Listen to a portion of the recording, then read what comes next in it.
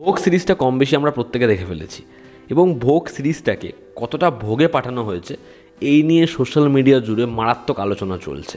আমার channel review আমি দিয়েছি এবং আমার শোটা পোষায়নি, সেটা যদিও আলাদা বিষয়। তার কারণ মেকার্সরা তারা জানাচ্ছে এই শোটার রেকর্ড ব্রেকিং ভিউয়ারশিপ জেনারেট করতে পেরেছে।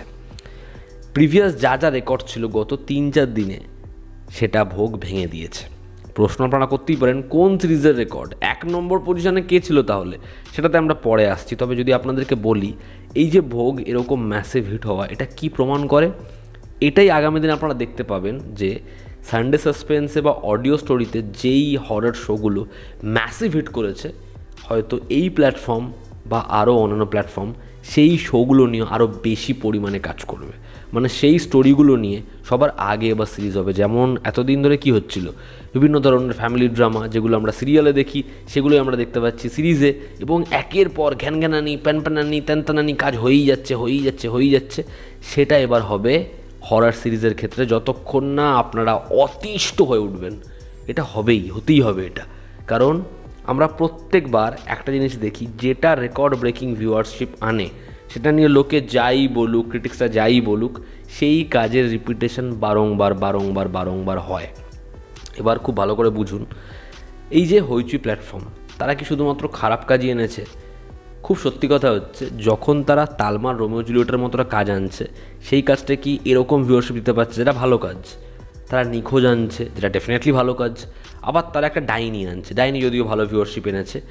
তো তারা কিন্তু ভালো সিরিজও এনেছে, তারা কিন্তু সিনেমা হলে একটা এই রাত তোমার আমারের মতো কাজও এনেছে। কিন্তু সবথেকে ম্যাসিভ হিট কোনটা হলো? ভোগের মতো একটা সিরিজ, যেটা একটা হরর কাজ। আমি এর আগেও বহুবার বলেছি, সেটা হচ্ছে হরর কাজের একটা অডিয়েন্স রয়েছে। 1920 সেই ছবিটার একটা স্পিরিচুয়াল সিকুয়েল এসেছিলো যেখানে শারমান জোশী ছিল।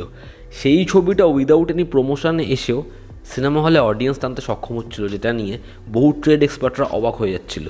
সত্যি এটাই যে হরর কাজ যখন সিনেমা হলে আসে সেটা দেখার জন্য একটা অডিয়েন্সের ভিড় দেখা যায়। আপনারা দেখবেন সানডে সাসপেন্স তো অনেক পপুলার, এরকম কত ইউটিউবে চ্যানেল রয়েছে যারা ভৌতিক গল্প বলে। এই প্রত্যেকটা অডিও স্টোরির চ্যানেল তাদের ওই ভৌতিক যে গল্পগুলো আসে সেগুলোতেই হিট, কারণ লোক এগুলো শুনতে চায়, লোক এগুলোতে ইন্টারেস্ট দেখায়। ইভেন আপনারা যদি পডকাস্ট দেখেন, যেই পডকাস্ট চ্যানেলগুলোতে কোনো তান্ত্রিককে আনা হচ্ছে এবং তারা ভূতের গল্প বলছে, তাদের এক্সপিরিয়েন্স বলছে, সেগুলোতে ভিউয়ারশিপ দেখবেন। তো এর একটা অডিয়েন্স আছে। এবার সানডে সাসপেন্স বা বিভিন্ন অডিও স্টোরিতে যখন এরা দেখে নিচ্ছে 3 মিলিয়ন 2 মিলিয়ন এরকম একটা ভিউয়ারশিপ রয়েছে, এরকম একটা অডিয়েন্স শুনে নিয়েছে, সেই অডিয়েন্সটাকে ওটিটিতে আনানো যায় না। যারা একটা ওটিটি মনিটর করছে তারা যখন দেখছে যে একটা শোয়ের মেকিং থেকে শুরু করে যাবতীয় যে জিনিসপত্র, সেটা যেমনই হোক, সেটা নিয়ে যতই খিল্লি ক্রিটিসাইজ হোক, সেটা যখন আলটিমেটলি একটা ভিউয়ারশিপের আউটপুট এরকম বড় নম্বরে এনে দিচ্ছে, তখন কি চাই?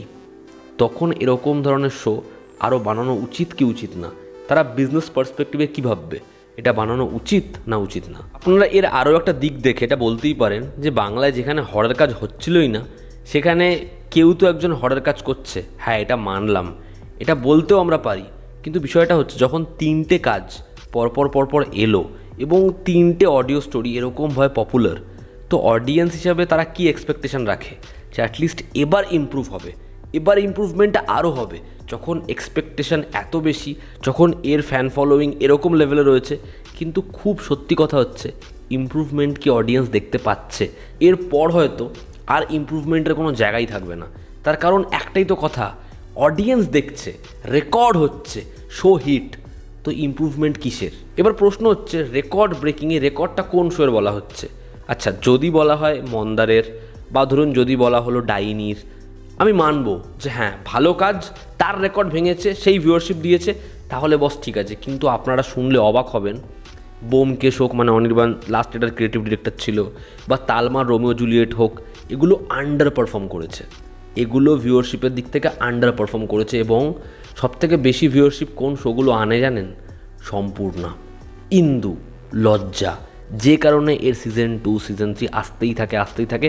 যদি সেই শোয়ের ভিউয়ারশিপ এই শোটা হরর শো হিসেবে ভাঙে, তাহলে সত্যি এটাকে আর রেকর্ড ব্রেকিং বলে আলাদা করে এটাকে নিয়ে উন্মাদনা করার মতো কিছু হয়নি। এবং যদি আমরা কম্পিটিশনের নিরিখে দেখি, তাহলে আজকে অ্যামাজন প্রাইমে একটা খফের মতো কাজ আসছে, যেই কাজটা প্রাইমের বাদবাকি কাজের মতো প্রচার পাচ্ছে না।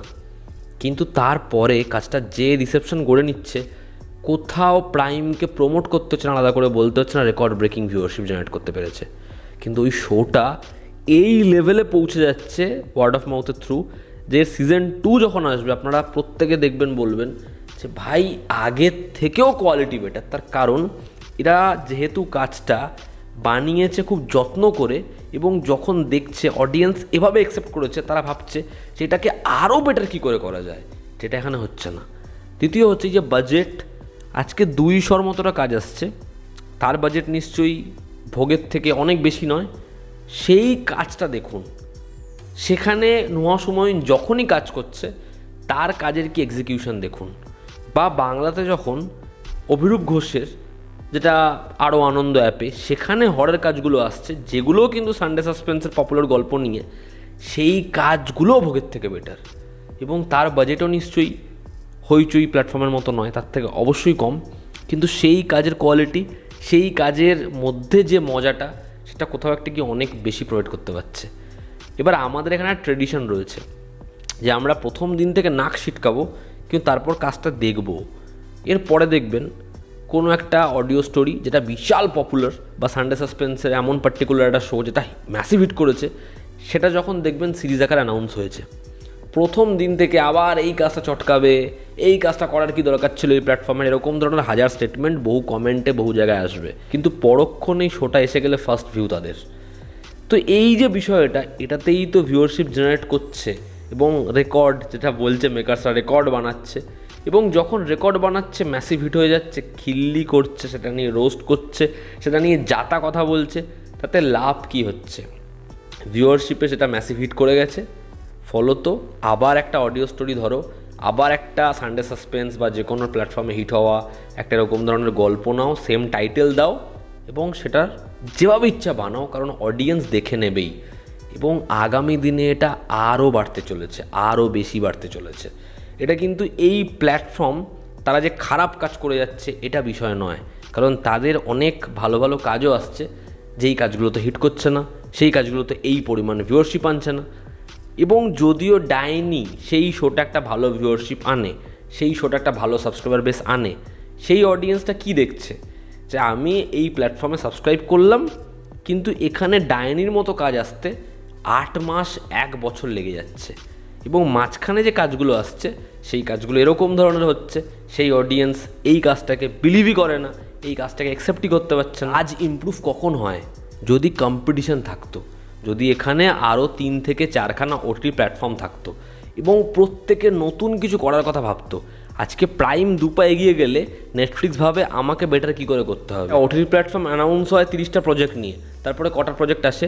একটা ওটিটি প্ল্যাটফর্মে এরকম নামে একটা গোয়েন্দা আসবে, সেটা অ্যানাউন্স হয় 4 বছর আগে, সেটা আস্তে আস্তে কতদিন লেগে যায়।